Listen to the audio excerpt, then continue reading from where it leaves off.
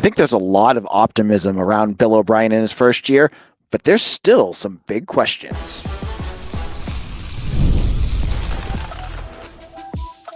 You are Locked On Boston College, your daily podcast on the Boston College Eagles. Part of the Locked On Podcast Network, your team every day. Hello, everyone, and welcome. This is Locked On Boston College, your team every day. I'm your host, AJ Black. I'm the editor of Eagle Insider, part of the 247 Network. Today's show is brought to you by FanDuel. Make every moment more when you make with big upsets to game-winning drives. The NFL playoffs are better with FanDuel's new customers can win $5 and get $200 in bonus bets guaranteed. Win or lose, visit FanDuel.com to get yourself started. So today's show is all about the Bill O'Brien era. We're now in year one. We're about to exit year one. It was about 3 weeks from now that Jeff Hafley quit. Another 4 weeks after that Bill O'Brien got the job. And we're going to look at some of the big questions that still remain about Bill O'Brien from a bigger perspective about the program. We have 3 different topics, 3 big questions that you're going to want to hear about. News, before we get into that, has been pretty quiet. There has been no transfers. I put up a Omar from the Wire GIF, if you follow me on Twitter at AJBlack247. That usually means there's a commitment. I had to specify. Once I put that up, I found out that commitment is actually a preferred walk-on. So temper your expectations there, because it's not a full commitment. Okay, so just a little bit of a preview there. Now, Bill O'Brien finishes his first year at Boston College at 7-6.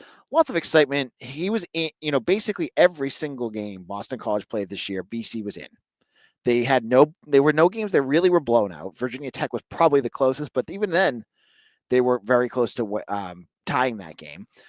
And you saw a lot of improvement in a lot of specific key areas. But today's show, I have questions that I have about this upcoming year that are going to dictate whether, Bill O'Brien's program is going to continue to grow, or what we saw last year is kind of what we can expect. Because I have high expectations. I think Bill O'Brien can take this program to another level. I think he is the best fit for this program. And I've already been impressed in the first 365 days of his tenure here at Boston College. So what are the big questions? What are the things that we're going to watch for? The big first one, I'm going to be, as 247 guy, I cover recruiting. I talk to recruits. I talk to coaching staffs. First thing I want to look at is recruiting. Can the recruiting class go to that next level? I have nothing against their class of 2025. I like a lot of the guys that they got. Guys like Amarian Davis, you're going to hear about, Zachary Thomas, Samaj Fleming, Shaker Rising. They may not be the highest rated recruits, but they're dudes that are going to play. They're dudes that are going to contribute, maybe not this year, but in future years, and you're going to hear about them. But as much as the staff doesn't want to say that recruiting rankings don't matter, they do. And they know they do. And they're not going to say that to you, but they do. And last year, the recruiting rankings were not pretty. It was last year was 66 compared to Jeff Hafley the year before, which was I think it was like 70 something, 70, 73. So only a slight increase. Now, again, I continue to try to make sure that you guys get this, that recruiting is a longer process than March to December. It's year-long It's a year-long process. Right now, Bill O'Brien and his staff are on the road. Bill was just with a 2028 kid. That's 3 years from now. But you got to build those relationships. When you build those relationships, you get the guys you want. Bill was behind the ball. Think of it this way. A majority of BC recruits are landed in June. Bill O'Brien was in control with a full staff for about 3 months, when most of those, even less, when most of those kids came in. So he could not get the high level recruits that he wanted, or many of them, even if he wanted to, because he just hadn't been able to build those relationships yet. They didn't know his staff. They didn't know the positional coaches. It's harder. Now, he's going to want to continue. He has made his mission statement to build this roster through recruiting and using the transfer portal basically as free agency to fill gaps here and there. Like the recruiting's the draft, free agency is the transfer portal. That's how he views it. So this year is, his first real test. 2026, he already has 6 commitments for this class. And right now, they are rated 20th in the country. He has an 88, 287s, an 86, and an 85, and one that isn't ranked yet. So they're coming.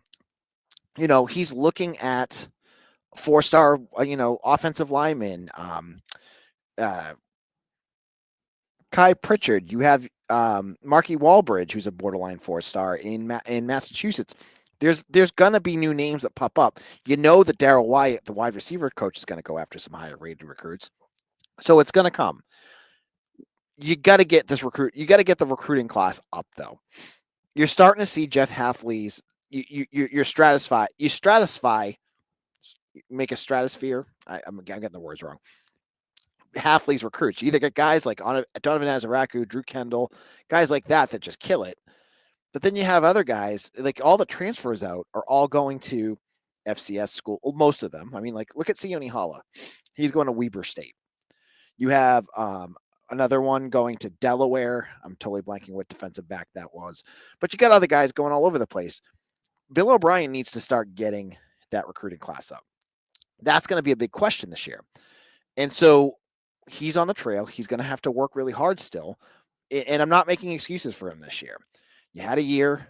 A lot of these kids, like U-Haul, he might not be the highest, in their list. I think Marky Walbridge is probably higher, and Kai Pritchard. But all of those guys have been on campus multiple times with this new staff. So they know each other. They know who's coming and who's the staff and everything like that. So now that he has everything in place, can he get that recruiting to that next level? Because if you want to make this team better, you're going to have to start with recruiting. You need to get the better athletes to fill out your roster, not just have a Donovan Ezeiruaku who just dominates and you have one guy on defense. You need a couple. If you're going to be a good team, you need to build the depth around them. So that's going to be a big thing. In the recruiting class, can Bill O'Brien get that recruiting class? It's in the 20s right now, 30 to 35. I think that would be a realistic goal for this class. Can they do it? We're going to have to wait and see. Now, in a moment, I want to go over the second goal for BC, the second question for them. And that is looking just at the roster itself. Can the Eagles get themselves up to that next level in all 3 areas of their game? We'll get into that in just a moment. Did Rocket Money help you find any subscriptions you forgot about or you were paying for twice? That definitely happened to me. I had a few subscriptions that I didn't even realize I was paying for, and Rocket Money made it so easy to track them all down. It's like having a personal assistant for your finances. Rocket Money is a personal finance app that helps find and cancel your unwanted subscriptions, monitors your spending, and helps lower your bills so you can grow your savings. It brings everything together in one place, whether it's subscriptions, your spending habits, or even the goals you want to hit this year. Rocket Money has over 5 million users and has saved a total of $500 million in canceled subscriptions, saving members up to $740 a year when using all the app's premium features. For me, one of the best features is the subscription tracker. I've used it to cancel services I wasn't even using more, and I've saved a ton. Plus, with their goals features, I've been able to automatically set money for my future. No more stressing about budgeting every month. Cancel your unwanted subscriptions and reach your financial goals with Rocket Money. Go to rocketmoney.com/lockedon today. That's rocketmoney.com/lockedon. rocketmoney.com/lockedon. This is Locked On Boston College, your host, AJ Black. Thank you for making Locked On Boston College your first listen every day. And thank you all who have subscribed to our channel on YouTube or wherever you get your podcast. When you're done with this episode, make sure to check out Locked On ACC with Kenton Gibbs and Alex Dono on YouTube or wherever you get your podcast. Now, we're talking about big questions that face Bill O'Brien as he enters year 2 of his tenure at Boston College. Now, if you've been listening to the news, his name has popped up a little bit here for NFL jobs. In fact, Adam Schefter interviewed him yesterday, and he gave a very non-committal answer. He said he loves Boston College. He loves everything that they've given him. He thanked Blake James and Father Leahy and said that, he's very happy here. But he never said no to ever going back to the NFL. And I saw folks freaking out about it. Honestly, what is he supposed to say? What coach in their right mind would basically close a door to an opportunity in the future? It makes no sense. He's going to say that because if he really is interested in staying at BC, he can drive his price up to get to stay here, or B, In the future, maybe there is an owner that's considering Bill O'Brien and he could go there. So that was just something that popped up. But one thing that he's going to have to continue to do is build the Boston College profile here and the portfolio on offense, defense, and special teams. And that's going to be a big question going into next year because this year, you had one unit that played pretty well, the offense. You had one unit that had one superstar and some good complementary performances on defense, but still was kind of mid. And then one unit that was a complete disaster. So you're going into next year, you got to show growth. And that starts, first of all, with special teams. As I've said, it does not seem like Matt Turner's going anywhere. He's out recruiting right now. That being said, it could change. It could change because Googs, Dave Guglielmo, was out recruiting when Halfley let him go. But I'm not here to talk in conjecture on coaching staffs or whatever. Sometimes I think kicking is more a mental thing with the players than with a guy like Turn. Turn is his job is to do the blocking, doing a lot of those types of special teams, which they were fine with. The kicking piece is sometimes some other things, but regardless, sometimes heads have to roll. But if he's back, BC has to figure out how to punt the football. BC has to figure out how to kick a field goal. BC has to continue to be able to be consistent on extra points. Holding the kicks, snapping the kicks, those were all major issues at different points during the season. Punting, I've gone over that enough. It was one of the worst special teams performances from beginning of the year to the end of the year that I've ever seen. It was just a complete disaster. So that group is going to have to improve. You gotta get them up to a serviceable level. And you're bringing in transfers. You're bringing in freshmen at many of these. At the punter position. They're going to try to fix these things. This is going to be something that has to be priority number one for Bill O'Brien because they got lucky this year that didn't hurt them more. Because you would expect if you can't punt the football, good teams are going to kill you. And they didn't really. They gave up some easy points because of that, but it never got to that point.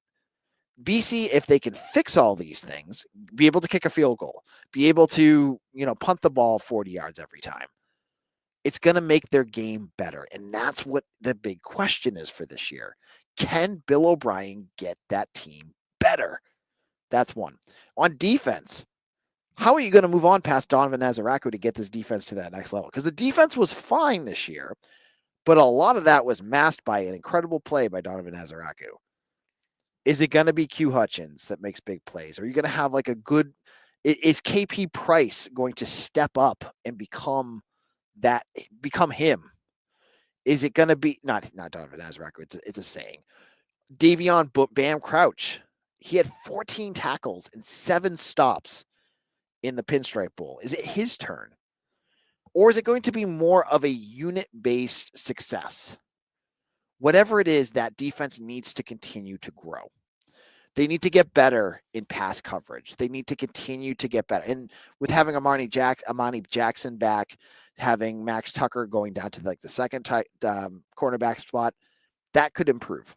Injury is going to happen, so I don't want to say that like this is going to be set in stone, but with Jackson back, that's a huge get back. That's like getting a guy back in the portal. But that defense is going to have to take that next step. They need to be able to slow down offenses. That you can't have what happened with Kyle McCord happen again. Like there were no blowouts. There were no games where the opposing offense just shredded them. There were times where it was painful to watch.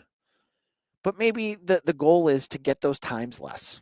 You can't be perfect. And BC, I don't think this year on defense, it's fair to say that they're going to be 2015 again because they're just not. But getting them better, lower points per game, finding ways to get pressure on the quarterback from other guys that aren't Donovan Ezeiruaku and Cam Horsley. You're going to have to figure that out. There's going to be some pressure there on the defensive side of the ball. Offensively, I think this is where it gets exciting because offensively, I said was good, especially once you got Grayson James in there. The offense went from horribly inconsistent to consistent and good. They were averaging almost 35 points a game in the month of November.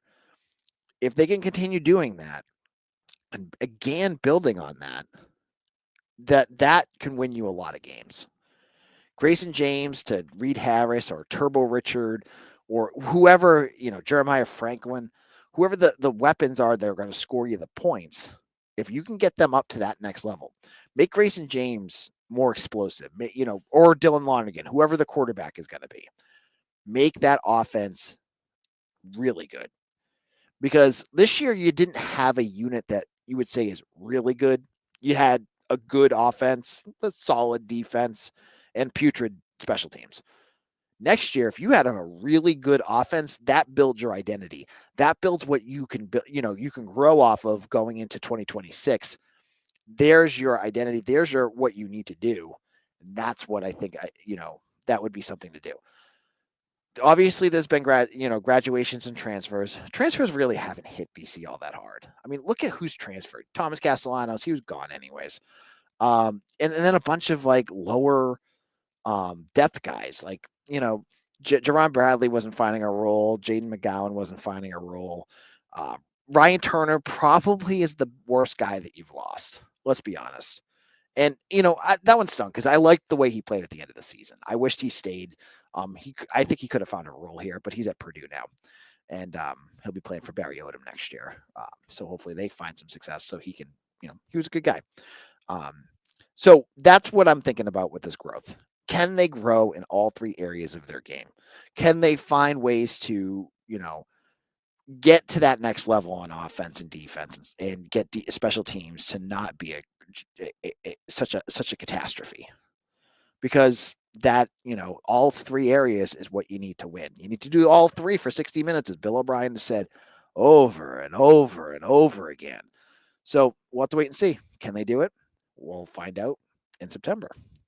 In our final segment, we're going to talk about Bill O'Brien's his portal work, his new philosophy that's changed a little bit about how BC does things. That's going to be the biggest question, one of the other biggest questions heading into next year. Will it work? We'll talk about that in just a moment. Welcome back. This is Locked On Boston College. AJ Black here. Thank you all who have made us your first listen. And if you are looking for more episodes, go back to our library. There's tons of stuff. We talked about Ty Lockwood, the new tight end, on yesterday's show. We did superlatives with Mitch Wolf, and I know you guys love Mitch, on 2 episodes. Go check that out. Make sure you don't miss a single episode of Locked On BC, especially when it's off season. All this stuff is evergreen. You can listen to it all. Make sure you binge it. I hope you guys check it out. I hope you enjoy every episode of our show. Now, we're talking about all the question marks for Bill O'Brien heading into this upcoming season. And the biggest one might be his approach to the transfer portal. Now, there's been 2, maybe 3 transfers, if you call Von Pemberton, a running back from Ball State, from actual FBS schools. And everyone else has been from FCS programs. You've got guys like Anye Nwisi and Chuck Nato and Favor Bates and all, there's a bunch of different guys, Amir Johnson, that they brought in from FCS schools. And otherwise, he's been pretty quiet in the portal. Now, compare that to last year. If you look at the kids that they brought in last year, you brought in a kid from South Carolina, or Vanderbilt, someone from Kansas State, couple from Ohio State. You had Illinois. You had all these different transfers. I mean, the lowest one that you brought in was Georgia State.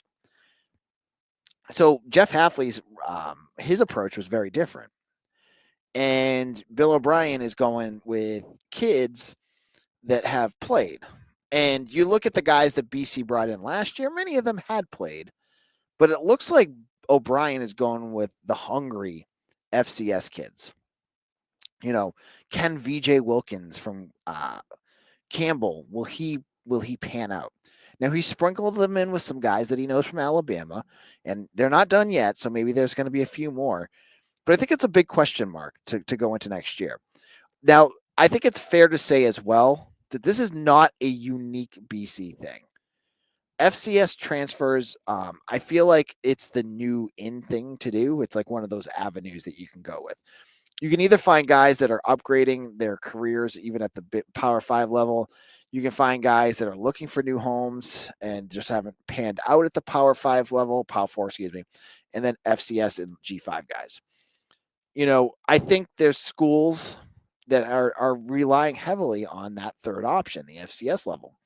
And I don't think it's wrong, but I don't think we've seen BC do this yet.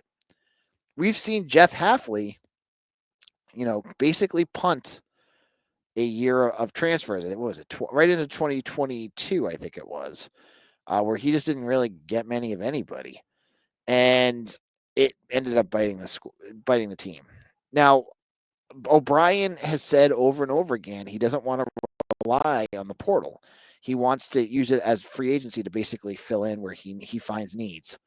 My biggest question is, has the guys that they brought in, are they enough to fill the needs of what you actually have? And, we're not in those meeting rooms. We're not watching the film of guys that maybe we're not familiar with that they're hoping to develop.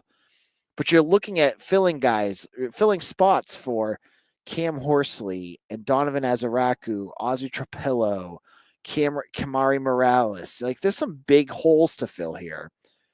And I think the big question will be, have they done the right evaluation with A, the guys that they have on their roster to see if they're going to be the right fit, or B, brought in transfers from FCS schools mostly that are going to be able to fill those spots. You look at the defensive end position, for instance. I have been crowing all year that, like, if they're going to spend money on anything this transfer portal season, get me an edge rusher that can actually get to the quarterback.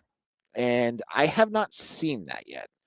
You have Favor Bates, who is a freshman at Merrimack.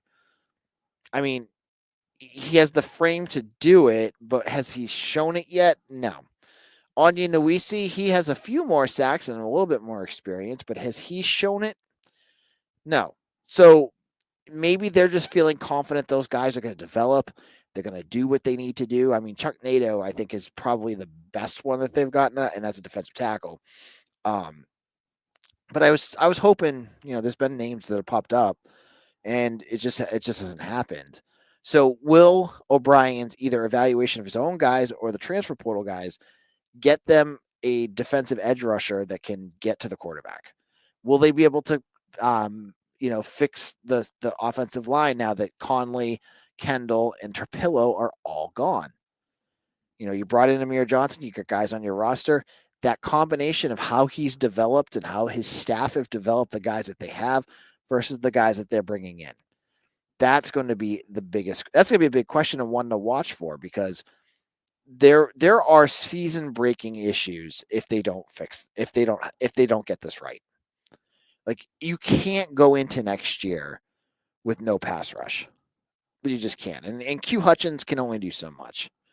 But someone else is going to have to step up. You're going to have to find guys on your roster. That other edge rush, Neto's gone. Neto Akpala's gone.